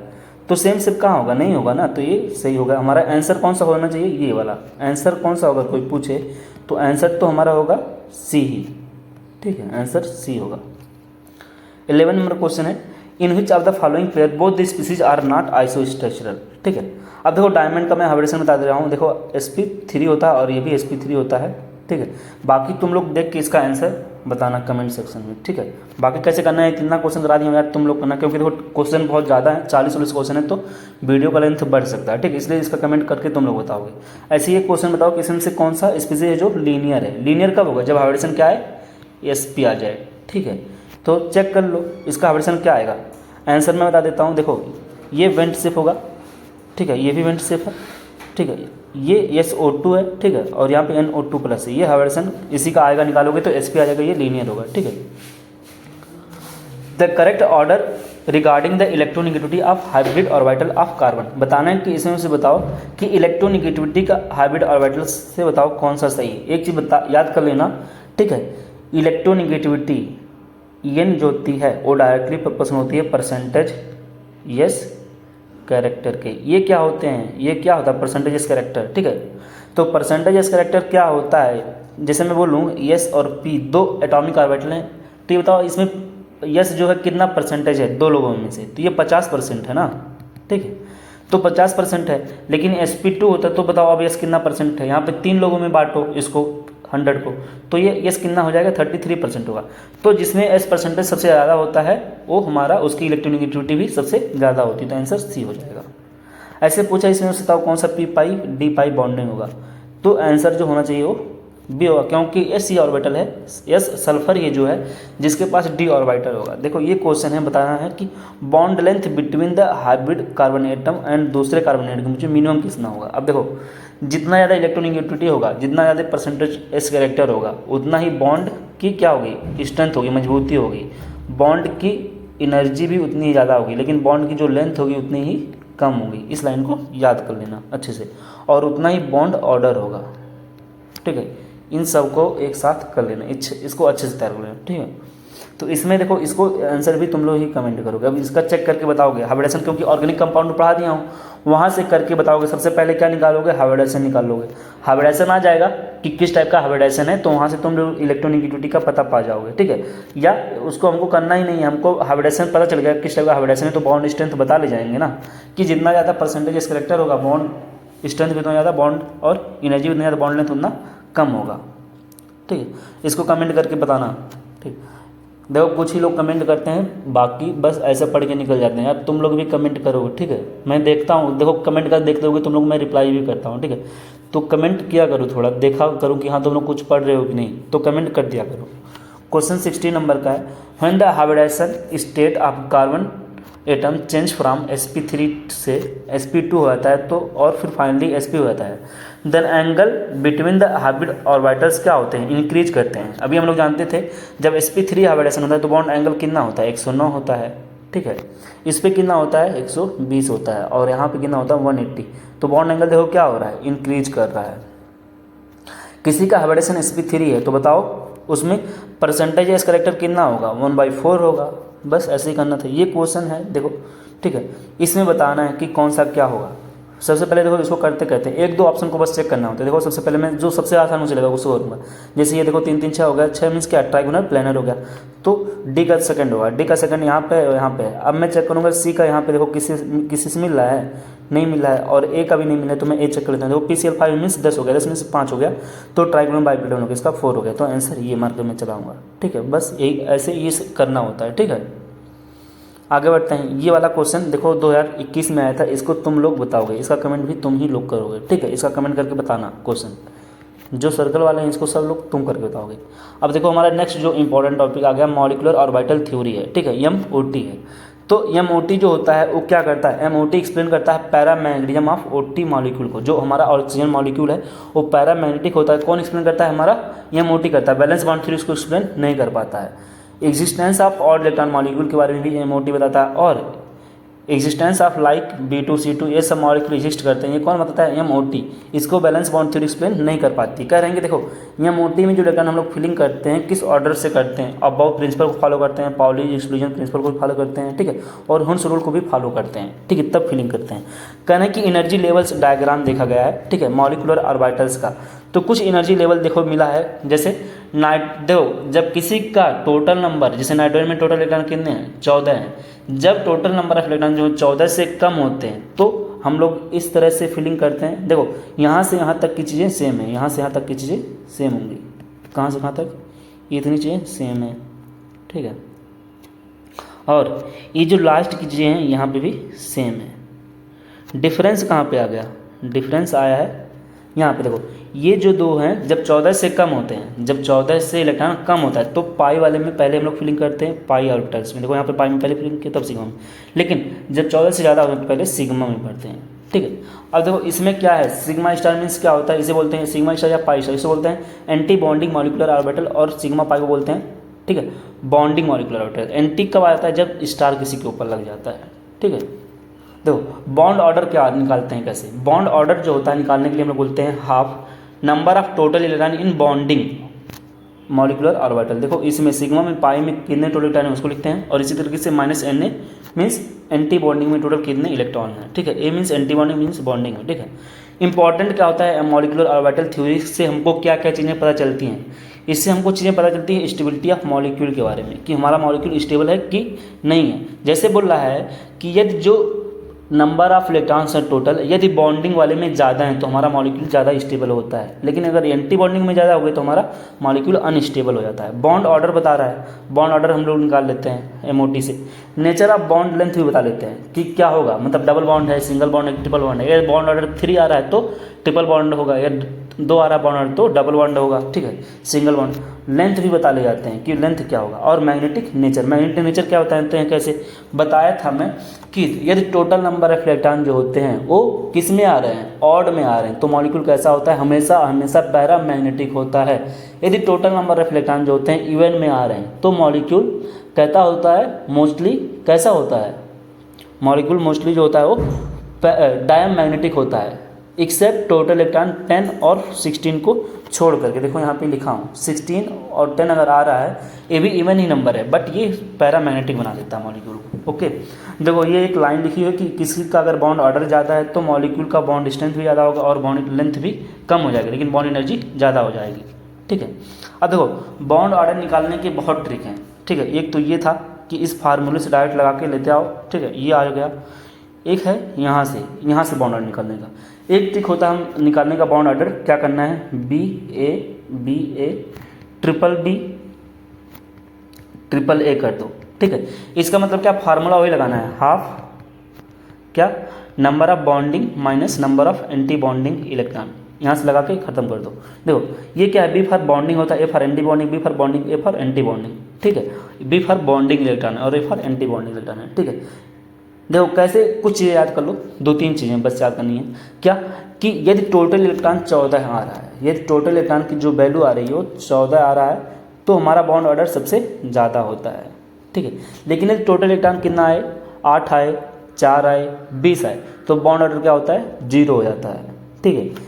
और यदि टोटल इलेक्ट्रॉन 14 आया तो बॉन्ड ऑर्डर 3 है, तो यदि 14 से 1 कम हुआ तो बॉन्ड ऑर्डर 5 में कमी आती है, ठीक है। या 14 से 1 ज़्यादा हो रहा है तो बॉन्ड ऑर्डर 5 में 5 की तभी कमी होगी। मीन्स चाहे वो बॉन्ड ऑर्डर में 1 की कमी आए तो 0.5 का कमी होगा ही होगा, चाहे वो कमी आए चाहे बढ़ोतरी आए 14 टोटल इलेक्ट्रॉन में 14 से, ठीक है। अब यदि 2 इलेक्ट्रॉन की कमी आ गई या 2 इलेक्ट्रॉन की बढ़ोतरी होगी तो बॉन्ड ऑर्डर 1 में होती है, ठीक है, कमी। तो ये चीज़ें देखो, यहाँ पे 15 इलेक्ट्रॉन हो गया तो मीन्स 1 इलेक्ट्रॉन बढ़ा है तो बॉन्ड ऑर्डर देखो 2 से 5 बढ़ गया। यहाँ से देखो 1 इलेक्ट्रॉन कम हुआ है, 13 हुआ, तो यहाँ पे बॉन्ड ऑर्डर तभी कम हुआ 0.5 का, ठीक है। तो इस तरीके से करते हैं क्वेश्चन। अब क्वेश्चन देखो कैसे करना है कि बताना है कि species have same bond order, किसके बॉन्ड ऑर्डर सेम है। मीन्स बॉन्ड ऑर्डर निकालने के तरीके देख लो कि टोटल इलेक्ट्रॉन, यहाँ पे कुछ करना भी नहीं था, टोटल इलेक्ट्रॉन देख लो, जिसके सेम आ गए बॉन्ड ऑर्डर भी सेम हो जाएगा, ठीक है। इसका आंसर तुम लोग बताना। देखो कैसे करना है, बॉन्ड ऑर्डर मैं निकाल के ठीक बता देता हूँ। देखो अब यहाँ पे O2 है तो टोटल इलेक्ट्रॉन 16 आ गए। यदि इसके टोटल इलेक्ट्रॉन 16 है तो बताओ ये 14 पे बॉन्ड ऑर्डर कितना होता था, 14 जब टोटल इलेक्ट्रॉन होता है तो बॉन्ड ऑर्डर 3 होता था, अब 16 हो गए। मीन्स 2 इलेक्ट्रॉन बढ़े हैं, 1 इलेक्ट्रॉन बढ़ने से बॉन्ड ऑर्डर में कितने की कमी आती है, 0.5 की। तो 2 इलेक्ट्रॉन बढ़ने से कितनी हो जाएगी, 1 की कमी आएगी ना, तो यहाँ पे बॉन्ड ऑर्डर इसका 2 हो गया, ठीक है। N प्लस O में टोटल इलेक्ट्रॉन कितने, देखो नाइट्रोजन के पास 7 होता है और ऑक्सीजन के पास टोटल 8 होता है, लेकिन यहाँ पे 1 इलेक्ट्रॉन आ गए तो 7 हो गया, 7 7 14 हो गए। तो इसके पास 14 है, मीन्स इसका जो बॉन्ड ऑर्डर हो जाएगा 3 हो जाएगा। तो इसका 2 है, इसका 3 है, तो हो नहीं सकता। इसी तरह देखो CN माइनस है तो इसका देखो कितना होता है, 6 होता है, ठीक है। तो इसका कितना होता है, 7 6 13 और यहाँ पे एक माइनस है तो कितना आ गया, 7 से 13 1 14, इसका बॉन्ड ऑर्डर 3 हो गया। इसका कितना होता है, 6 होता है, इसका 8 होता है, तो 14 हो गया, तो इसका बॉन्ड ऑर्डर 3। तो आंसर जो हो जाएगा ये हो जाएगा, ठीक है। इन सब का देखो ये 7 7 14 हो गया, ये 16 हो गया, तो इसका 2 बॉन्ड ऑर्डर हो जाएगा, इसका 3 हो जाएगा। ऐसे देखो यहाँ पे इसका 3 हो जाएगा, इसका 8 7 15 हो जाएगा, तो इसका 2.5 हो जाएगा, 15 मीन्स 2.5, ठीक है।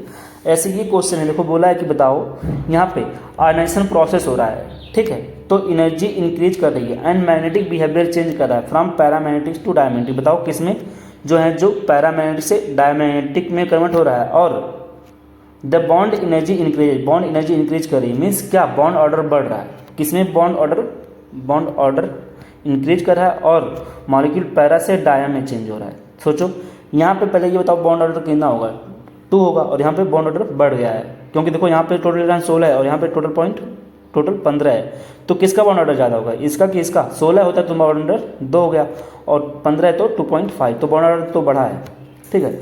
अब देखो ये कैसा होता है, पैरामैग्नेटिक होता है और ये भी पैरामैग्नेटिक होता है। 15 वाला भी पैरामैग्नेटिक, 16 वाला भी पैरामैग्नेटिक, बताया था ना, ये एक्सेप्शन है, 16 नंबर 16 और 10। ये देखो टोटल इलेक्ट्रॉन 12 है, यहाँ पे टोटल इलेक्ट्रॉन कितने हैं, 11 है, और यहाँ पे टोटल 12 है, ठीक है। तो 12 है तो बॉन्ड ऑर्डर कितना हो जाएगा, 2 हो जाएगा। यहाँ पे टोटल इलेक्ट्रॉन 11 है तो बॉन्ड ऑर्डर, यहाँ पे 2 11 है तो बॉन्ड ऑर्डर कितना हो जाएगा, इसका हो जाएगा 1.5 हो जाएगा, ठीक। कैसे आ रहा है, देखो बताया था ना कि 14 में से देखो कितना इलेक्ट्रॉन कम हुआ है, 11 आएगा, 3 इलेक्ट्रॉन कम होने का मतलब क्या, 1.5 बॉन्ड ऑर्डर कम हो जाएगा, इसीलिए तो 8 पे जाके 0 हो जाता है। देखो यहाँ पे देखो 8 7 15 है, यहाँ पे टोटल इलेक्ट्रॉन कितना है, 15 है, और 15 इलेक्ट्रॉन मीन्स बॉन्ड ऑर्डर कितना, इतना है। और यहाँ पे देखो कितना है, यहाँ पे टोटल इलेक्ट्रॉन कितना था, 15 था, और 15 है तो पैरामैग्नेटिक होगा, और यहाँ पे देखो 7 और यहाँ पे 7 7 7 14 हो जाएगा। क्यों 7, क्यों ऑक्सीजन का, क्योंकि यहाँ पे एक इलेक्ट्रॉन आ गया है जो निकल गया है, तो ये 14 हो गया। 14 कैसा होता है, डायमैग्नेटिक होता है और बॉन्ड ऑर्डर 3 होता है, तो आंसर हमारा सी हो जाएगा। तो आंसर कौन सा हो जाना चाहिए, सी हो जाना चाहिए, ठीक है। तो आंसर हो जाएगा सी। 22 नंबर का 2 क्वेश्चन है, ठीक है। बता रहा है O2 से O2 माइनस में गए हैं तो इलेक्ट्रॉन ऐड होगा on which of the following orbitals. तो इलेक्ट्रॉन किस ऑर्बिटल में हम लोग ऐड करते हैं, ठीक है। तो सोचो यहाँ पे O2 था, O2 में टोटल इलेक्ट्रॉन 16 है और O2 17 है, माइनस O2 माइनस में कितना होता है, 17 होता है। तो पहले 16 इलेक्ट्रॉन फिल करना है। देखो 16 कौन सा लिखोगे, ये वाला लोगे कि ये वाला, तो ये वाला कब लगाते हैं, जब इलेक्ट्रॉन 14 से ज़्यादा होते हैं या 14 के बराबर होते हैं, ठीक है, सॉरी 14 के अगर ज़्यादा होता है, अगर 14 से ज़्यादा होता है तभी लगाते हैं, 14 के बराबर या कम होते हैं तो इसको लगाते हैं, ठीक है। 14 से ज़्यादा वाला लगा रहे हैं तो देखो यहाँ पे 2 हो गया, 2 4 हो गया, 2 6 2 8 2 10 2 11, सॉरी 2 2 4 2 6 2 8 2 10 2 12 2 14 हो गए, ठीक है। और 2 16 16 यहाँ पे मतलब 1 होगा, यहाँ पे होगा, ठीक है। 16 भी भर दिए, 17 भरना होगा तो कहाँ पे भरेंगे, इस वाले में भरेंगे। देखो कहाँ पे भर रहे हैं, पाई वाले में भर रहे हैं, पाई टू पी एक्स में भर रहे हैं। तो आंसर जो हो जाना चाहिए पाई टू पाई स्टार है, पाई स्टार देखो, pi star two P X है, तो पाई स्टार हो जाना चाहिए आंसर, ठीक है। ये देखो क्वेश्चन दिया गया, बताना है कि correct order in which bond order increasing. तो बॉन्ड ऑर्डर सबका निकाल लेना है, तो इसका तुम लोग इसका बताओगे कमेंट सेक्शन में आंसर कि किसका बॉन्ड ऑर्डर सबसे ज़्यादा होगा, ठीक है। ये क्वेश्चन इंपॉर्टेंट है, ठीक है। क्वेश्चन क्या है कि number of anti bonding electron pair of O2 minus molecule ion on the basis of molecular orbital. देखो इलेक्ट्रॉन पेयर बताने हैं हमको, टोटल इलेक्ट्रॉन नहीं बताना, इलेक्ट्रॉन पेयर। तो इसको कैसे करेंगे, कुछ न मत करो, लिखो बी ए। यदि इसको याद कर लो तो उसको याद करने की जरूरत नहीं पड़ेगी, बी ए ट्रिपल बी, ठीक है, ट्रिपल ए, ठीक है। तो पूछा है एंटी बॉन्डिंग में टोटल इलेक्ट्रॉन कितने होंगे, देखो बी ए तो ये टोटल 8 इलेक्ट्रॉन हो गए यहाँ पे, तो और जितना बॉन्डिंग उतना एंटी बॉन्डिंग, तो ये काट दो। यहाँ पे देखो बॉन्डिंग में, यहाँ पे देखो टोटल बॉन्डिंग में इलेक्ट्रॉन कितना होगा, यहाँ पे देखो 2 हो गया, 2 4 हो गए, 2 6 हो गए, 8 6 14 हो गए, ये यहाँ पे 6 हो गए, 8 से 14 हो गए। और बताना है on the basis of the number of anti bonding electron pair in O2 molecule, ठीक है, O2 माइनस में। देखो यहाँ पे 6 हो गया, 8 से 14 और 2 18, तो 2 यहाँ पे भर देंगे, ठीक है। तो टोटल इलेक्ट्रॉन देखो 2 यहाँ पे 2 यहाँ पे 4 और 4 4 8, टोटल 8 इलेक्ट्रॉन है, मीन्स 4 हो गए। तो आंसर कौन सा हो जाएंगे, टोटल एंटी बॉन्डिंग इलेक्ट्रॉन कितने हो जाएंगे O2 माइनस में, टोटल इतना हो जाएंगे। देखो यहाँ पे 2 2 4 हो गया और यहाँ से हो गया, ठीक है। ये क्वेश्चन है कि identify A molecule which does not exist. इसमें से कौन सा मॉलिक्यूल है जो एग्जिस्ट नहीं करेगा। एक चीज़ याद करना, जिसका बॉन्ड ऑर्डर 0 आता है वो मॉलिक्यूल एग्जिस्ट नहीं करता है। जिसका बॉन्ड ऑर्डर क्या हो जाएगा, bond order is equal to 0, वो एग्जिस्ट नहीं करता है, ठीक है। जैसे ही हमारा क्या है, मॉलिकुलर ऑर्बिटल एनर्जी डायग्राम दिया गया है, ठीक है। तो ये फार्मूला कब लगाते थे, बताया था जब 14 या 14 से कम हो तब लगाते हैं, ठीक है। पूछा है कि बताओ इसमें से कौन सा मॉलिक्यूल एग्जिस्ट नहीं करता है, तो इसको कुछ करना नहीं था इससे, तो उस क्वेश्चन को लगाने के लिए मैं यहाँ पे रख दिया था, बस देखने के लिए। देखो ये कब कैसे बताओगे क्वेश्चन कि बोला कि कौन सा मॉलिक्यूल एग्जिस्ट नहीं करता, जिसका बॉन्ड ऑर्डर 0 है। किसका बॉन्ड ऑर्डर 0 आएगा, देख लो, इसी का आएगा आंसर, ये हो जाएगा, ठीक है। इसको लगा के देख लेना तुम लोग, आंसर वही होगा। ये क्वेश्चन है कि decreasing order of stability of O2 minus, ठीक है। तो इसको कैसे बताओगे, कौन ज़्यादा स्टेबल है, ठीक है। ज़्यादा स्टेबल कौन होगा, जिसका बॉन्ड ऑर्डर ज़्यादा, बॉन्ड ऑर्डर ज़्यादा, स्टेबिलिटी ज़्यादा हो जाएगी, ठीक है। तो देखो इसका बॉन्ड ऑर्डर कितना आएगा, 16 आएगा, 16 मीन्स 2 हो गया। इसका देखो 2 इसका 1.5 हो गया, इसका देखो 2.5 हो गया, और इसका कितना आ गया, 1 आ गया। तो सबसे ज़्यादा किसका होगा, O2 प्लस वाला कौन सा होगा, ये वाला आंसर हो जाएगा, ठीक है। यहाँ पे क्वेश्चन 27 है, N2 and O2 are converted into monoatomics, monocation, sorry, इसमें कन्वर्ट हो रहे हैं। तो बताओ विच इज रॉन्ग, कौन सा सही है, ठीक है। तो बताओ N2 ये N2 प्लस में गया है, तो बताओ इसका बॉन्ड ऑर्डर 3 था, इसका यहाँ पे कितना हो गया, देखो 1 इलेक्ट्रॉन कम हुआ, तो यहाँ पे अब 13 इलेक्ट्रॉन है, मीन्स बॉन्ड ऑर्डर कितना हो गया, 2.5। तो बॉन्ड ऑर्डर कम हुआ और 14 से 13 हुआ है, मीन्स डायमैग्नेटिक से पैरामैग्नेटिक चेंज हुआ है, ठीक है। इसी तरीके से ये देखो, ये D से P में चेंज हुआ है, ये कहाँ पे जा रहा है, ये पैरा से पैरा में ही जा रहा है, क्योंकि 16 है, 16 वाला तो एक्सेप्शन होता था। और देखो यहाँ पे बॉन्ड ऑर्डर कितना था, 2 था, यहाँ पे 2.5 है। तो कह रहा है कि इन O2 प्लस पैरामैग्नेटिक में डिक्रीजेज, तो गलत है, दोनों पैरामैग्नेटिक हैं। N2 प्लस बिकम डायमैग्नेटिक, तो गलत है ना, ये तो 13 ये डायमैग्नेटिक पैरामैग्नेटिक हो जाता है। इन N2 plus the NN bond weak हो जाता है, सही बात। यहाँ पे बॉन्ड ऑर्डर 3 था तो ये मजबूत था, लेकिन यहाँ पे आके ये कमजोर हो गया, ठीक है। ये क्वेश्चन देखो 2022 में था, जिस ईयर में सेलेक्ट हुआ था। क्वेश्चन क्या था कि बताना है कि कौन सा स्टेटमेंट इनकरेक्ट है। जैसे इसमें सबका बॉन्ड ऑर्डर क्या होगा, तभी मैं ऊपर बताया था, ठीक है, इसको कर लेना। C2 molecule has 4 electrons in its 2 degenerate molecular orbital, ठीक है। H2 plus ion has 1 electron, ये सही है। और O2 plus is ion is diamond, total electron यहाँ पे देखो कितना है, 15 है, तो ये कैसा होगा, पैरामैग्नेटिक होगा, इसलिए आंसर गलत हो जाएगा। बाकी ये देखो, ये 4 electrons in the 2 degenerate orbital, ये सही है, ठीक है। ये क्वेश्चन था, इसको देख लेना, ठीक है। और ये कब आया था? 2023 में, इसी ईयर आया था, ठीक है, ये इसी ईयर आया था। तो इसको अच्छे से कर लेना। तो हमारे एमओटी भी खत्म हो गया, वेस्पर थ्योरी भी खत्म हो गया और हाइब्रिडेशन खत्म हो गया। ये हमारे टॉपिक्स कवर हो गए हैं, ठीक है। इसको खूब अच्छे से याद करना, क्वेश्चन आने की प्रोबेबिलिटी यहाँ से बहुत ज़्यादा होती है, इसलिए मैं इसको कराया हूँ, ठीक है। एक क्वेश्चन आता है, बताता है कि बताओ किसमें केवल पाई बॉन्डिंग होते हैं। देखो उस क्वेश्चन को मैं रखा था, लेकिन कहीं पे क्वेश्चन वो मिस कर गया, जहाँ पे ये कॉन्सेप्ट अभी देखो थे ना तुम लोग, ये वाली चीज़ें, ये जहाँ पे मैं रखा था, यहाँ पे एक क्वेश्चन था, वो क्वेश्चन मिस कर गया, ठीक है। तो क्वेश्चन इंपॉर्टेंट था थोड़ा सा, क्या था देखो, उसमें क्या था, पूछता है कि बताओ किसमें केवल और केवल क्या होंगे? पाई बॉन्ड होंगे। किसमें और केवल पाई बॉन्ड होंगे। तो एग्जाम्पल कौन सा होता है? B2 और C2। B2 और C2 में केवल और केवल पाई इलेक्ट्रॉन्स होते हैं, याद कर लेना। B2 और C2 में केवल कौन से इलेक्ट्रॉन होंगे? पाई इलेक्ट्रॉन होते हैं, ठीक है। इसको अच्छे से तैयार कर लेना। देखो बॉन्ड पैरामीटर हमारा आ गया, बॉन्ड पैरामीटर, ठीक है। तो बॉन्ड पैरामीटर हम लोग सबसे पहला जो पढ़ने आ रहे हैं वो क्या पढ़ेंगे? डाइपोल मोमेंट पढ़ेंगे, ठीक है। डाइपोल मोमेंट हम लोग जानते हैं एक वेक्टर क्वांटिटी होती है, और वेक्टर क्वांटिटी तो इसका डायरेक्शन होगा, ठीक है। और ये किस लिए यूज किया है? तो measure the polarity of molecule, ठीक है। कैसे निकालते हैं इसको हम लोग फिजिक्स में पढ़ते हैं, फार्मूला पूरा यहाँ पे दिया हुआ है। डाइपोल मोमेंट है, वेक्टर क्वांटिटी, ये सब मैं लिखा हूँ। इसकी डायरेक्शन कहाँ से कहाँ तक होती है? इसकी direction electro positive towards electro negative element की तरफ होती है, ठीक है। कह रहे हैं कि dipole moment of a bond, एक बॉन्ड की अगर हम लोग डाइपोल मोमेंट की बात करें तो हमेशा जो डाइपोल मोमेंट होगा उसकी डायरेक्शन किधर होगी? देखो dipole moment of a bond की लिखते हैं हम लोग, कैसे निकालते हैं? इलेक्ट्रोनेगेटिविटी डिफरेंस ले लेते हैं। कोई अगर बॉन्ड है उसका डाइपोल मोमेंट निकालना है तो उसकी इलेक्ट्रोनेगेटिविटी डिफरेंस ले लो, ठीक है। जिसकी इलेक्ट्रोनेगेटिविटी की डिफरेंस ज़्यादा होगी उसका बॉन्ड ऑर्डर उतना ज़्यादा होगा, लेकिन एक आध दो एक्सेप्शंस होते हैं, अभी उसको हम लोग पढ़ लेंगे।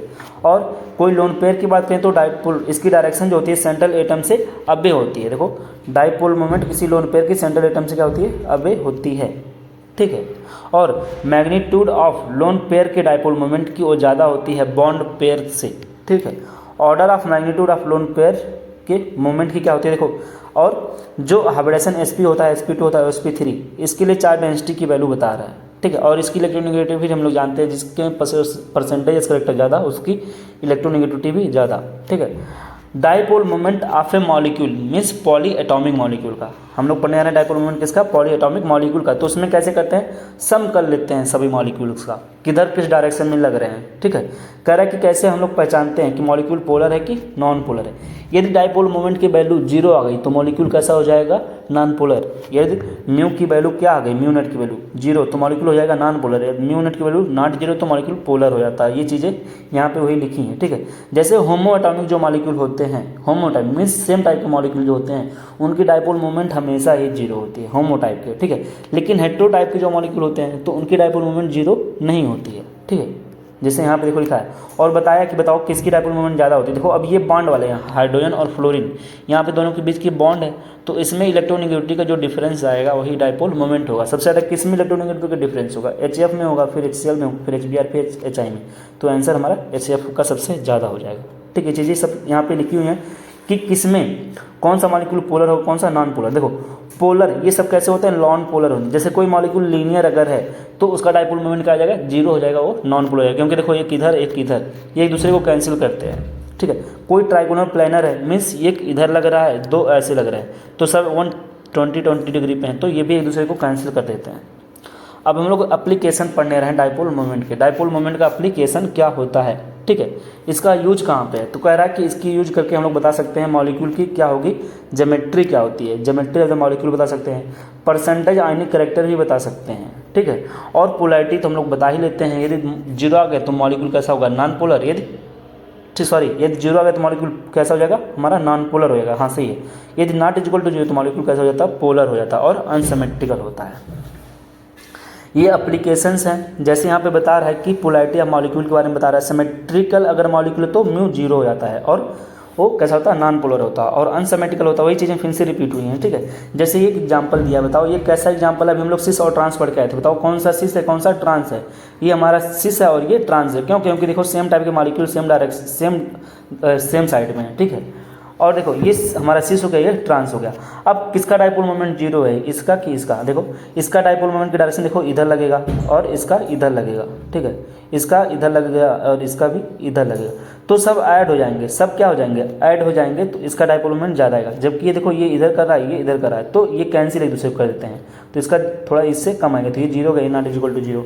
यहाँ पे देखो डायपोल मोमेंट किसी एरोमेटिक कंपाउंड में कैसे करते थे, तो यहाँ पे देखो इसके बीच में बॉन्ड एंगल्स कितना अभी 60 है, यहाँ पे 120 होगा, यहाँ पे 180 होगा, तो देखो ये मोर इलेक्ट्रोनेगेटिव एलिमेंट है, ये इधर खींचेगा, ये इधर आएगा, तो ये दोनों एक दूसरे कैंसिल, ये इधर खींच रहा है, ये इधर खींच रहा है, ठीक है, और इनका नेट इधर आएगा, तो इनका डायपोल मोमेंट इससे कम होगा, इससे तो इसका इस वाले का इससे ज़्यादा होगा, लेकिन इसका सबसे ज़्यादा होगा, तो इसका डायपोल मोमेंट सबसे ज़्यादा, ठीक है। तो म्यू जो होता है इनवर्सली प्रोपोर्शनल होता है बॉन्ड एंगल के, किस केस में, इस टाइप के मॉलिक्यूल के लिए, ठीक है।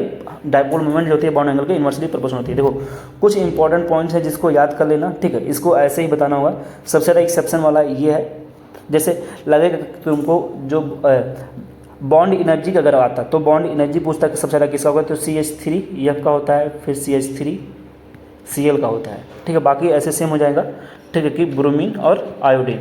लेकिन डायपोल मोमेंट अगर पूछते हैं तो सबसे पहले क्लोरीन का होता है, फिर फ्लोरीन का होता है, फिर Br का, फिर I का, ठीक है। जैसे देखो यहाँ पे लिखा है, जैसे यहाँ पे देखो डायपोल मोमेंट इसका CH3Cl, CH2Cl2 और ये क्लोरोफॉर्म हो गया, और इसका सबसे लास्ट में बायरीन का सबसे कम होता है। अब देखो बॉन्ड लेंथ कैसे बताते हैं, इंटर न्यूक्लियर डिस्टेंस होता है। बॉन्ड लेंथ क्या है, इंटर न्यूक्लियर डिस्टेंस है। Factor affecting the bond length हम लोग जानते हैं, एटॉमिक साइज जो होती है, एटम की साइज जितनी ज़्यादा बॉन्ड लेंथ उतनी ज़्यादा होती है। देखो यहाँ पे लिखा है means number of shell. Bond electronegative difference जो होता है बॉन्ड लेंथ के उल्टा होता है, हम लोग पढ़े ही थे कि परसेंटेज कैरेक्टर भी डायरेक्टिव प्रोपोर्शनल था, बॉन्ड स्ट्रेंथ भी होता था, बॉन्ड ऑर्डर होता था, बॉन्ड एनर्जी भी होती थी, सब ऐसे होते थे बॉन्ड लेंथ के उल्टा, ठीक है। बॉन्ड ऑर्डर देखो अभी देख लिया, हाइब्रिडेशन देख ही रहे हो, ठीक है, कि बॉन्ड लेंथ जो होता है इनवर्सली प्रोपोर्शनल होता है, परसेंटेज कैरेक्टर के इलेक्ट्रोनेगेटिविटी की सब चीज़ें वही आ रही हैं, ठीक है। बॉन्ड एंगल तुम लोग देख ही रहे हो कि बॉन्ड एंगल कौन सा चीज़ होता है, बॉन्ड एंगल हमारा क्या है, ये दो बॉन्ड के बीच में जो एंगल बना इसे बोलते हैं बॉन्ड एंगल, ठीक है। फैक्टर्स कौन कौन से हैं जो अफेक्ट करते हैं बॉन्ड एंगल को, एक तो है हाइब्रिडाइजेशन है, ठीक है, हाइब्रिडाइजेशन। दूसरा क्या है, number of lone pair, bond pair है, ठीक है। तीसरा क्या है, किस टाइप का सेंट्रल एटम है, और चौथा क्या है, टाइप ऑफ बॉन्ड एटम, ठीक है। तो इतने फैक्टर्स हैं जो हाइब्रिडाइजेशन जो बॉन्ड एंगल को अफेक्ट करते हैं। जैसे देखो हाइब्रिडेशन किस टाइप का है, यदि हाइब्रिडेशन sp3 हो गया, sp2 हो गया और sp हो गया, तो sp हाइब्रिडेशन का हम लोग जानते हैं बॉन्ड एंगल कितना होता है, फिर sp2 को कितना होता है, sp3 कितना होता है। अब लोन पेयर के लिए बताया था मैंने, एक लोन पेयर बढ़ने से बॉन्ड एंगल में डिक्रीमेंट कितने का होता है, 2.5 का। देखो इसका कितना होता है, 107 होता है, सॉरी इसका 109 होता है, इसका 109 होता है, इसका 107 होता है, ठीक है, और इसका कितना होता है, 104 होता है, ठीक है। इसका कितना 109.28, 107 कितना 104, ठीक 0.5, तो देखो इतना कम आया। ऐसे बोला कि type of central atom, type of central atom क्या, देखो यहाँ पे सेंट्रल एटम नाइट्रोजन है, फास्फोरस है, आर्सेनिक है और sp है, तो बॉन्ड एंगल भी क्या हो रहा है, ये डिक्रीज होता जा रहा है। देखो एक ही मतलब एक ही ग्रुप के एलिमेंट हैं, यदि सराउंडिंग एटम सेम, याद कर लेना, यदि सराउंडिंग एटम सेम है और सेंट्रल एटम क्या हो जाए, डिफरेंट हो जाए, तो ऊपर से नीचे जा रहे हैं तो सेंट्रल एटम क्या होते जाते हैं, डिफरेंट हो जाते हैं, नाइट्रोजन, फास्फोरस, आर्सेनिक, सल्फर, ठीक है, और एंटीमनी। तो यहाँ पे क्या होता है, जैसे ऑक्सीजन, सल्फर, इन सब में भी बॉन्ड एंगल सबसे ज़्यादा किसका होगा, पानी का होगा। ये एग्जाम्पल ऐसे डायरेक्ट याद कर लेना कि ऊपर से नीचे आते हैं तो एक सराउंडिंग एटम सेम हो लेकिन सेंट्रल एटम डिफरेंट हो जाए तो बॉन्ड एंगल कम होते जाता है, ठीक है। इसी तरीके से यदि type of bonded atom mean surrounding atom में क्या हो जाए, डिफरेंट हो जाए, और सेंट्रल एटम क्या हो हमारा सेम हो, जैसे देखो यहाँ पे ओ क्या है, सेम है, सेम है, सेम है, तो ऊपर से नीचे आते हैं तो बॉन्ड एंगल बढ़ता जाता है, दो बॉन्ड एंगल बढ़ रहा है, यहाँ पे उल्टा है, ठीक है। यदि हमारा सेंटर का क्या है, सेम है, और जो एक ही ग्रुप के एलिमेंट हैं ऊपर से नीचे जा रहे हैं तो वो क्या हो रहे हैं, ऊपर से नीचे साइज बढ़ती जाती है तो बॉन्ड एंगल बढ़ता जाता है। लेकिन यदि हमारे सराउंडिंग के एटम्स क्या हो, सेम हो, और सेंट्रल का डिफरेंट हो जाए तो बॉन्ड एंगल कम होते जाता है, ठीक है। ये इंपॉर्टेंट है, इसको याद कर लेना। करेक्ट, किसी का अगर रेगुलर ज्योमेट्री और सेम हाइब्रिडेशन होता है तो बॉन्ड एंगल भी सेम हो जाते हैं, ये याद कर लेना। रेगुलर ज्योमेट्री हो, सेम हाइब्रिडेशन हो तो बॉन्ड एंगल भी सेम होती है, ये काफ़ी इंपॉर्टेंट लाइन थी, ठीक है। ये क्वेश्चन है अभी बॉन्ड एनर्जी का, अभी मैं बताया हूँ कि बॉन्ड एनर्जी के लिए, और बॉन्ड एनर्जी देखो कब आया था 2021 में, और डायपोल मोमेंट का, इन दोनों का थोड़ा सा उल्टा हो जाता है। देखो जैसे आंसर कौन सा होना चाहिए यहाँ पे, ये वाला। अगर यही डायपोल मोमेंट पूछा होता तो कौन सा सही हो जाता, ये वाला, ठीक है, ये डी हो जाता, ठीक है। डायपोल मोमेंट के लिए डी सही होगा और बॉन्ड एनर्जी के लिए हमारा बी सही होगा। लोग गलत मार के चले आते हैं, पढ़ते ही नहीं है। ऐसा क्वेश्चन देखते हैं तो उनको लगता है बस डायपोल मोमेंट का दिया है, मार के चले आए डी, ठीक है, क्वेश्चन ही नहीं पढ़ेंगे भैया। देखो विच of the following molecule is not non polar in nature, कौन सा मॉलिक्यूल है जो नॉन पोलर होगा, ठीक है। तो देखो NO2 कैसा होगा हमारा, पोलर होगा। SbCl5 कैसा होगा, ये नॉन पोलर होगा, ठीक है। बाकी सबका डाइपोल मोमेंट देखो, इसका डाइपोल मोमेंट जो होगा 0 हो जाएगा। क्योंकि ये कैसा है, रेगुलर ज्योमेट्री है, इसके पास कोई लोन पेयर नहीं है। जबकि इसके पास देखो लोन पेयर होगा, इसके पास देखो इसका PCOCl3 है, इसके पास जो है सराउंडिंग, अभी हम लोग पढ़े थे ना मॉलिक्यूल कैसा है, ये मॉलिक्यूल कैसा है ये बताओ, सिमेट्रिकल मॉलिक्यूल है। बाकी ये सब कैसे हैं, अनसिमेट्रिकल हैं। अनसिमेट्रिकल मॉलिक्यूल किसे कहते थे, जब सेंट्रल एटम से अटैच जो एटम होते हैं वो डिफरेंट टाइप के होते हैं, या जो मॉलिक्यूल है उसके ऊपर लोन पेयर आ जाए तो मॉलिक्यूल कैसा हो जाता है हमारा, अनसिमेट्रिकल। जबकि ये कैसा है, सिमेट्रिकल, इसमें सेम टाइप के एटम तो हैं, क्लोरीन ही सब है, और जो Sb है उसके ऊपर कोई लोन पेयर नहीं है। तो हमारा जो आंसर हो जाना चाहिए वो क्या हो जाएगा, आंसर जो होगा क्या हो जाएगा, आंसर हो जाएगा हमारा ये पहला वाला, सॉरी C हो जाएगा, ठीक है। 35 नंबर का क्वेश्चन है।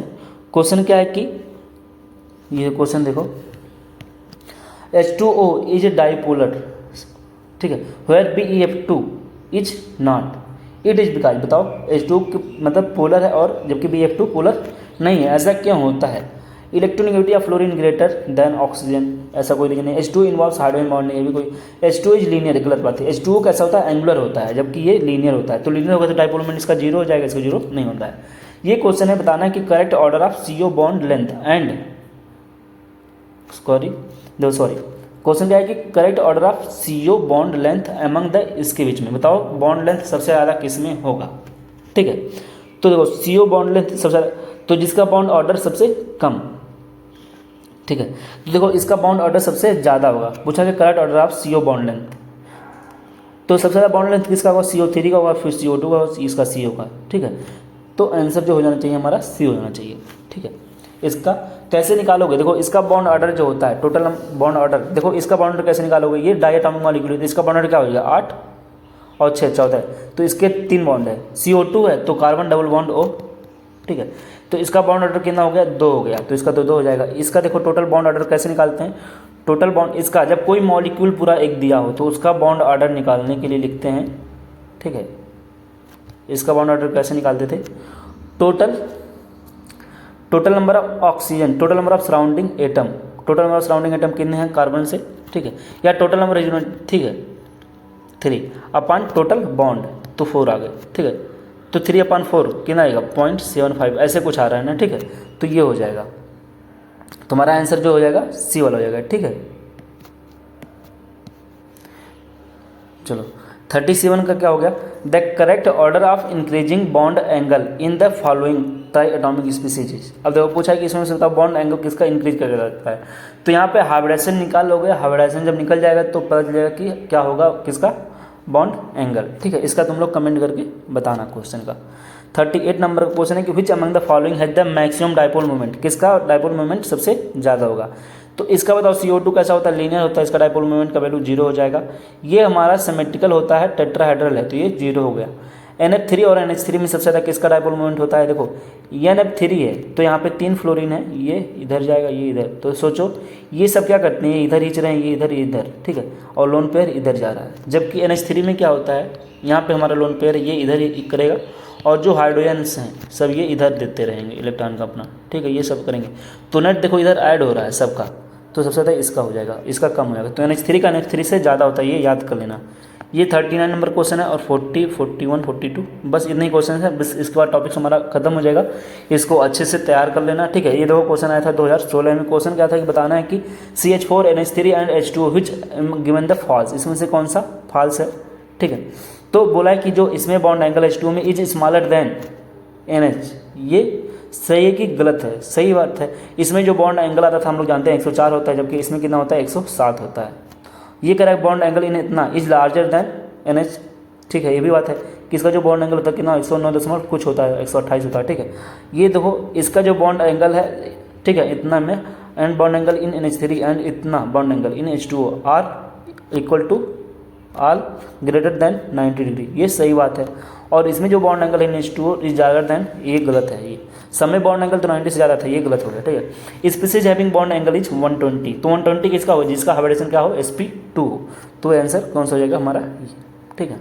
ये निकाल लेना, देखना इसका हाइब्रिडेशन उतना ही आएगा। Which are the following is the correct order of dipole moment. Dipole moment का भी हम लोग पढ़े थे कि किसका ज़्यादा होगा। पहले तो हम लोग जानते हैं NH3 का NH3 से ज़्यादा होगा, ठीक है। तो ये वाला आंसर और ये वाला आंसर या तो ये होगा या तो ये होगा, ठीक है। अब देखो BF3 का 0 होता है, क्यों? क्योंकि इसका ये कैसा ज्योमेट्री है, रेगुलर ज्योमेट्री है, ठीक है, रेगुलर ज्योमेट्री है, ठीक है। तो इसका तो 0 हो जाएगा, हमारा आंसर B हो जाएगा। इसका सबसे ज़्यादा होगा नहीं तो ये गलत हो गया, ठीक है। इसका 0 आएगा डायपोल मोमेंट, क्यों? क्योंकि देखो एक F यहाँ पे, एक F यहाँ पे, एक F, तो ये एक दूसरे को कैंसिल करेंगे तो इसका डायपोल मोमेंट म्यू 0 हो गया, ठीक है। ये क्वेश्चन हमारा 42 नंबर का और लास्ट क्वेश्चन है, ठीक है। ये 2020 में आया था, क्वेश्चन पूछा कि बताओ किसका डायपोल मोमेंट 0 होगा, ठीक है। तो किसका डायपोल मोमेंट 0 होता है हम लोग जानते हैं। देखो अमोनिया, इसका डायपोल मोमेंट 0 नहीं होगा, पूरा एक सेट बताना है। तो इसका 0 नहीं तो अब हम लोग चेक ही नहीं करेंगे, छोड़ दो। यहाँ पे बोरॉन ट्राइफ्लोराइड BF3 है, यहाँ पे हाइड्रोजन फ्लोराइड है, इसका 0 नहीं होगा। HF का कहाँ 0 होता है, नहीं होता, तो इसको भी हम लोग चेकअप अब नहीं करेंगे। ये देखो NF, ये इसका 0 होता है, ठीक है। NF3 का भी देखो यही तो था, इसका 0 होता था, इसका भी 0 होता है, इसका 0 नहीं होता, इसको भी छोड़ देते हैं। आंसर तब कौन सा एक ही बचा हमारा, ऑप्शन D। ये हमारा BF3 है तो इसका 0 होता है, BeF2 है, इसका भी 0 होता है, CO2 का भी 0 होता है और इसका भी 0 हो जाएगा। देखो अभी पढ़ के आए थे यहाँ पे, वो क्या था, ये वाले स्ट्रक्चर की बात कर रहा है। किस स्ट्रक्चर की, इस वाले स्ट्रक्चर की। इसकी डायपोल मोमेंट क्या होती है, 0 ही होती है। तो हमारा देखो ये चैप्टर खत्म हो चुका है, ठीक है। इसके हम लोग 40 क्वेश्चन थे, अच्छे से कर लिए हैं। इतने ही क्वेश्चन को अच्छे से तैयार कर लो, ठीक है। जितने भी हमको लगता है केमिकल बॉन्डिंग क्वेश्चन आएंगे ऑलमोस्ट तुम लोग कर ले जाओगे, ठीक है। 3-4 क्वेश्चन मिनिमम आएंगे, मैक्सिमम इस बार 5 क्वेश्चन भी हो सकते हैं, ठीक है। इसको अच्छे से तैयार कर लेना। यदि किसी क्वेश्चन में कोई प्रॉब्लम होगा तो तुम लोग कमेंट करना, ठीक है। उसको मैं नेक्स्ट वीडियो में एक्सप्लेन कर दूंगा, ठीक है। और वीडियो पसंद आएगा तो वीडियो को शेयर करना और चैनल को सब्सक्राइब कर लेना, ठीक है। इसका PDF मैं टेलीग्राम चैनल पर भेज दूंगा। जो भी टेलीग्राम चैनल को ज्वाइन नहीं करो उस चैनल को ज्वाइन करो, ठीक है।